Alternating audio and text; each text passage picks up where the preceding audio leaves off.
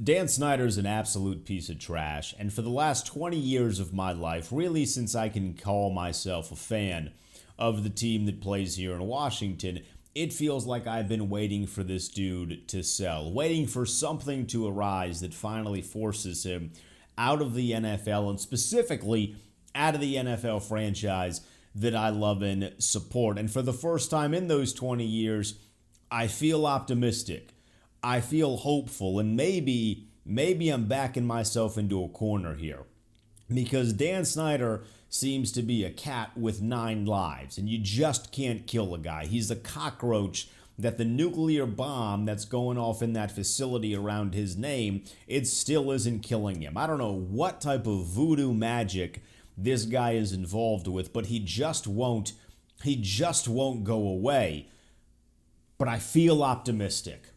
And the reason I feel optimistic is because Dan Snyder has crossed the line that you just can't cross in the NFL with the other owners. He's taking their money. All of the sexual misconduct and workplace wrongs, all of those allegations, while to normal people like us, those are terrible. And those are more than enough for somebody to lose their job. The National Football League works differently. The owners are never going to force one of their own out over an allegation because they all have skeletons in their closet. And they know that once the bar is moved, like right now, the bar of things that you can get away with is stuck pretty firm. Once you move the bar, once you grease it up a little bit, that thing is going to become a sliding scale. And there's 31, I was going to say 29, but there's 31 other owners in the National Football League that recognize once that scale starts to slide, eventually they're going to be in the crosshairs. So they're never going to kick one of their own out for doing something that they have all already done in some way, shape, or form. They will kick him out if he's stealing from them.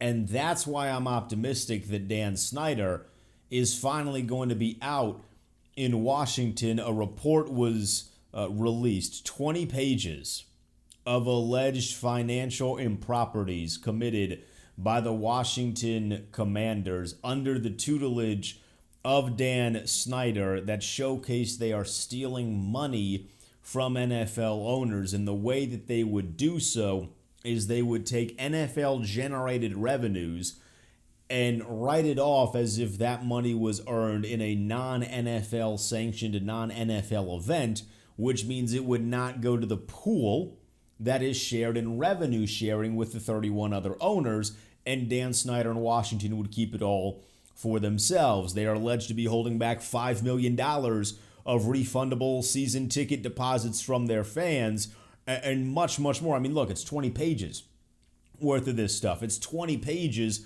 worth of Dan Snyder stealing from fans, stealing from other owners, and this could finally be the straw that breaks the camel's back.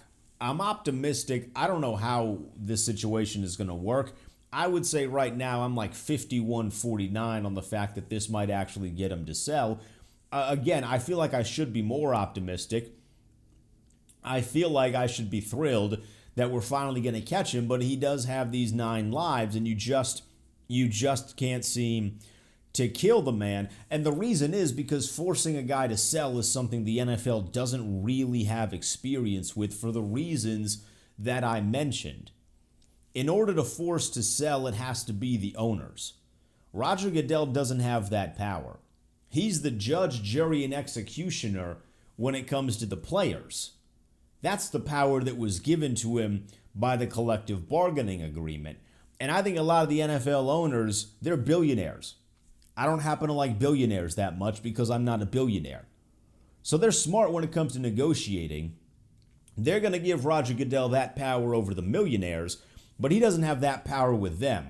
They are still technically his boss. So Goodell can't necessarily force anybody out of the NFL without the backing of the owners, which is where this now comes into play, that he's stealing Dan Snyder from the owners. You have pissed off 31 other people, because billionaires, we have seen, We have seen in all walks of life, this transcends sports in the NFL.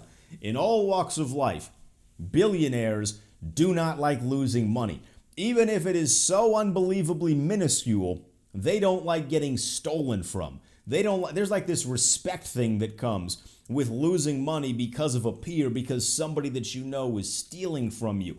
Is a couple of $1 million going to make a huge difference to Jerry Jones, to Robert Kraft, to Jim Irsay, to all of these guys? Most likely not, but it's the respect thing. It's the respect thing, and he's impacting their bottom line. Now they have a reason to go after him. It's just we've never been here before in the NFL. This is going to be much more similar to Donald Sterling than it was Jerry Richardson. The Jerry Richardson stuff came out a couple of years ago, and he saw the writing on the wall. He's like, yeah, I did all of these things. I messed up. Let me get out of here. I'm going to split town, and I'm going to make money on the way out.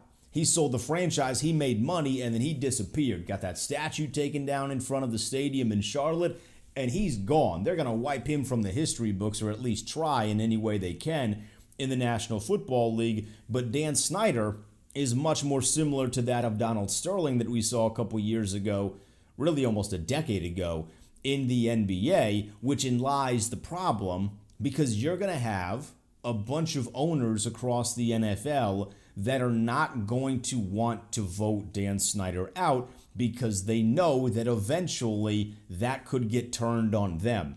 So it's not that they don't believe that Dan Snyder has done things wrong. Everybody knows he's done things wrong.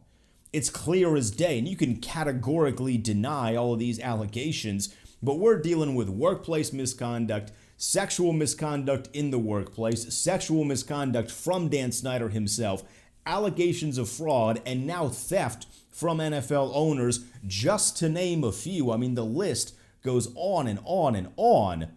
We know that he's done things wrong. It's will the other owners have the testicular fortitude to realize that as long as Dan Snyder is in the National Football League, they are going to be hurting. At one point in time, and this is crazy to think of now because of how bad the team has been since Dan Snyder took over, but at one point in time, the franchise in Washington was one of the biggest franchises in the NFL. It sucks because it all happened before I was alive, so I only really know the Dan Snyder-owned team. I don't know all of the glory years in the 80s and the 90s where the offense is going crazy and they're winning all these championships, but at one point, that was the case in the National Football League, and Dan Snyder has torpedoed that reputation across all NFL circles, across all walks of sports. Right now, the Washington Commanders are in the same conversation as teams like the Knicks for most dysfunctional organizations in all of sports. They're up there with Cleveland and Jacksonville. This is a team that was winning championships. They were the top of the class in the NFL for decades, and now they are bottom of the barrel because this bumbling idiot just won't get out of his way. He's shooting himself in the foot because he doesn't know how to interact with people. He's just a rich guy. He scammed some people to get that money, use that money. And I mean, this is going to be crazy, but if you scam people to get the money, turns out you're going to still scam people once you get the money, if that makes sense. That cycle doesn't end once you reach whatever goal you wanted to reach. You just continue your ways, and Dan Snyder is the perfect example of that. So I'm optimistic that maybe they've actually caught him, that maybe this is actually going to get him out, but I'm also smart enough to know that it's unfortunately not how things work in the National Football League.